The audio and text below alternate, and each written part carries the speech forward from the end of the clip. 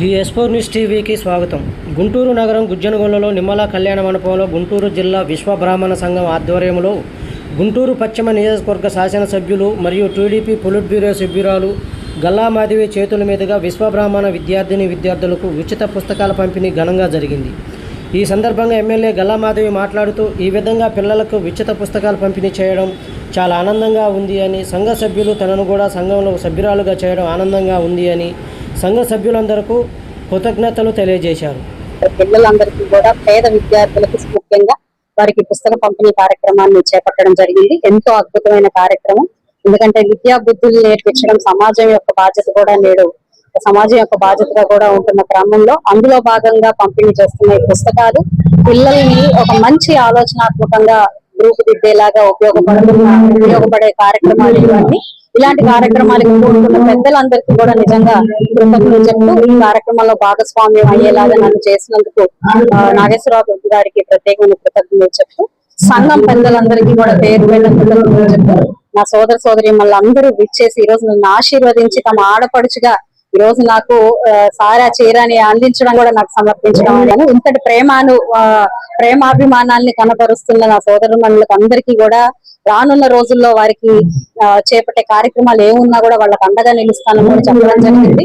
మరి after death rituals కోసం అంటే చనిపోయిన అనంతరం ఎన్నో అడగడం జరిగింది. అది ఇప్పటికే గౌరవ కార్పొరేషన్ లో కూడా కమిషనర్ గారి దృష్టికి తీసుకెళ్లడం జరిగింది. రానున్న రోజుల్లో అవి కూడా సాకారం చేసేలాగా మా పనితీరు ఉంటుందని చెప్పి ఈ సందర్భంగా వారందరికీ హామీ ఇస్తూ ఈ కార్యక్రమాన్ని జయప్రదం చేసిన వారందరికీ కూడా పేరు పేరున కృతజ్ఞతలు చెప్తాను. ఎందుకంటే ఇలాంటి వేదికల మీద నేను ఈ 4 ముక్కలు మాట్లాడగలిగే ఒక శక్తి సామర్థ్యం నాలాంటి వాళ్ళకి కలిగింది అని అంటే నాడు మా తల్లిదండ్రులు విద్యని ఎట్టి పరిస్థితుల్లో అశ్రద్ధ చేయకుండా మాకు నేర్పించడం వల్లనే ఇది సాధ్యంగా చాలా చాలా అభినందనీయం. ఈ కార్యక్రమాల్ని మాలాంటి వాళ్ళతో ఇలాగ చేయించడం, ముందుకు నడిపించడం అనేది చాలా సంతోషకరమైన విషయం. మరి విద్యార్థులందరూ కూడా ఎప్పటి నుంచో నాకు తెలిసి పొద్దు నుంచి కూడా ఎదురు చూస్తూ ఉన్నారు. వాళ్ళందరికీ సమయాభావం అయినందుకు క్షమాపణ కూడా చెప్తున్నాను.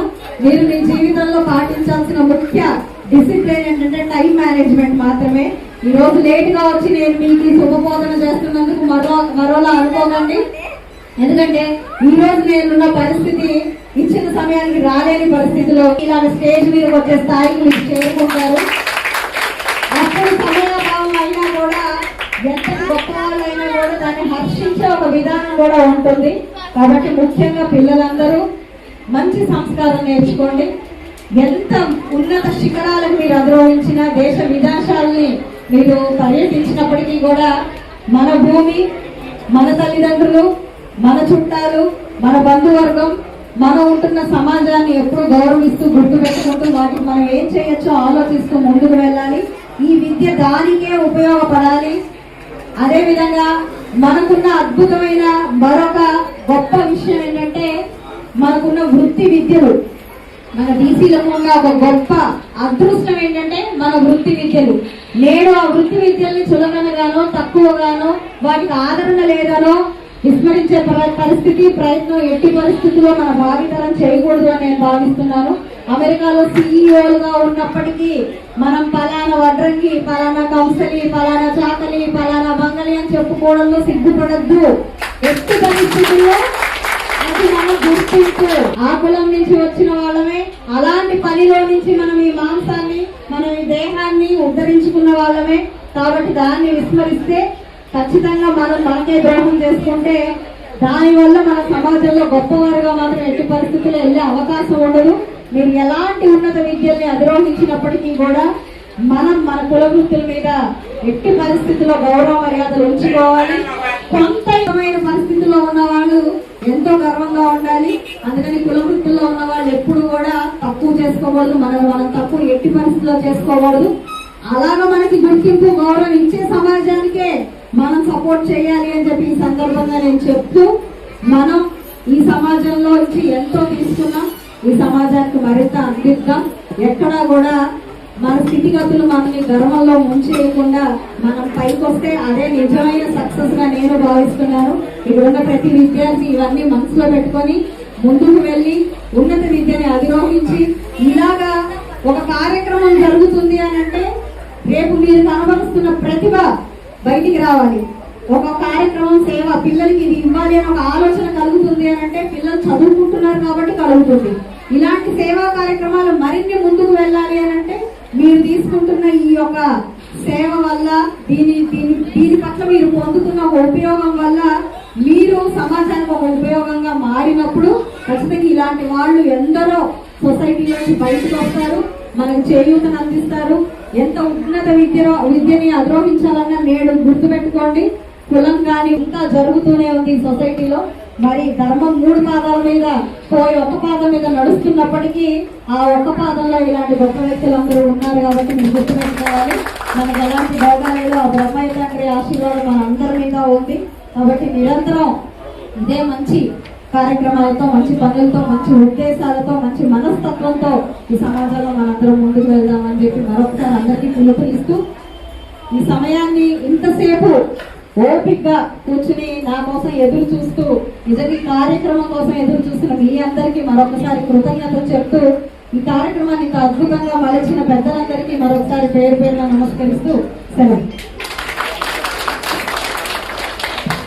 ఇందాక శ్రీనివాసరావు గారు మాట్లాడుతూ ఈ ఆరామ క్షేత్రం గురించి మాట్లాడడం జరిగింది. దీని మీద ఆల్రెడీ కార్యాచరణ మొదలైంది, కమిషనర్ గారు దృష్టికి తీసుకోవడం జరిగింది. ఇది ఒక విశ్వ బ్రాహ్మణులు కాదు, పూర్తిగా బీసీ కమ్యూనిటీస్ అందరికీ వర్తించేలాగా అద్దెల ఇళ్లలో ఉంటూ నిజంగా ఇలాంటి ఒక సమయం వచ్చినప్పుడు చాలా కష్టతరమైన పరిస్థితిని ఇటు మనిషిని కోల్పోయి అదే విధంగా సమాజంలో ఒక పరిస్థితి లేని విధంగా ఎంతో ఎదుర్కొంటున్న సమస్యని నిజంగానే గుర్తించడం జరిగింది.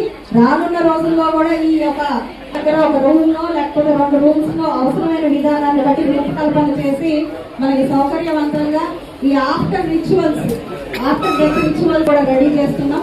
రానున్న రోజుల్లో ఈ సంవత్సరం చివరిలో దీన్ని శంకుస్థాపన చేసుకొని దాతల ద్వారా ముందుకు కూడా తీసుకెళ్తామని చెప్పి ఈ సందర్భంగా మరొకసారి చెప్తూ కూటమి ప్రభుత్వం మనకి ఏం కావాలో మనం అడక్క ముందే తెలుసుకుంటుంది, దాన్ని ఇచ్చే విధానంలోనే ముందుకు వెళ్తుంది. అలాంటి ఒక ప్రభుత్వంలో ఒక నాయకురాలాగా నేనున్నాను. మీరు అడక్క ముందే ఈ ఆలోచన నేను చేయడం జరిగింది. రానున్న రోజుల్లో ఖచ్చితంగా ఇది కార్యాచరణలోకి వెళ్తుంది. మనందరం కూడా సౌకర్యవంతంగా ఒక మంచి వీడ్కోల్ని అందించే ప్రయత్నం కూడా చేద్దాము ప్రతి వ్యక్తికి. కాబట్టి దానికి అందరూ కూడా అవసరం ఉన్నప్పుడు నేను మిమ్మల్ని సంప్రదిస్తాను, నాకు సహకరించాలి అని కూడా ఈ సందర్భంగా చెప్తూ మరొకసారి అందరూ